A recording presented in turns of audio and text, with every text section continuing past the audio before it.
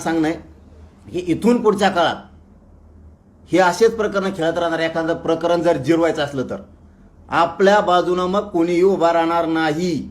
त्याच्यासाठी आपण गोरगरीब गरजवंत मराठ्यांनी एका बाजूने उभा राहत जायचं.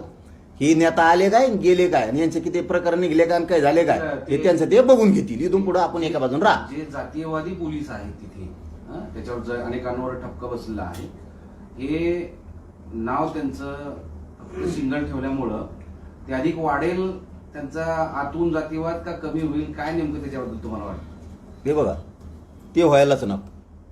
कोणाचं आडनाव मिटवायचं आणि मग दुनियात चालायचं म्हणल्यावर मागण्या बदलत चालत्या. लोकांच्या सुद्धा मागण्या बदलत चालत्या. धनंजय मुंडेचे टोळीचा सफाया करा फडणवीस साहेब. हे एकदम बेस्ट. तुम्ही ती मध्ये टाकली की जातीवाद बंद झाला. पाटील साहेब हे सरळ सरळ दिसतंय की आडनाव जपून काम करा हा आदेश सरकारने दिलेला आहे. याचा अर्थ सरळ सरळ सरकार हातबल झालेलं आहे. बीडमध्ये सरकारला काहीच करता येत नाही. सरकार याच्यामध्ये अपयशी झालं नाही. हातबल नाही झालं. त्यांना तो गुंडाचा दहशतवाद धनंजय मुंडेचा तसाच ठेवायचा.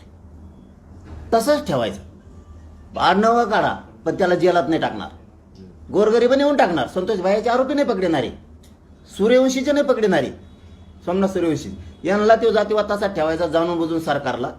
म्हणजे हमेशा धुसफूस राहिली पाहिजे. मग जर धनंजय मुंडे वाचतोय त्याचे 100-150 आरोपी होणारे वाचतात. गुंडाची टोळी वाचण्याचं काम सरकार करत आहे. त्यामुळे सरकारने काय करायला पाहिजे की असले चाळे खेळण्यापेक्षा यांना मध्ये टाका ना. आता पुन्हा प्रश्न विचारणार नाही. तेवढ्या त्या जे नेम प्लेट जे त्याच्यावर फक्त नाव आहे त्याच्यावर जरा तुम्ही सविस्तर तुम्हीच जरा सांगा आम्हाला. ते मला वाटतं योग्य नाही.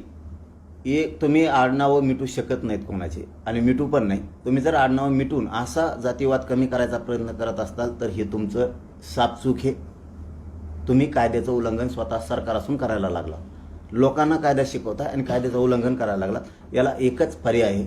धनंजय मुंडेची असणारी टोळी विरोध म्हणून विरोध करत नाही.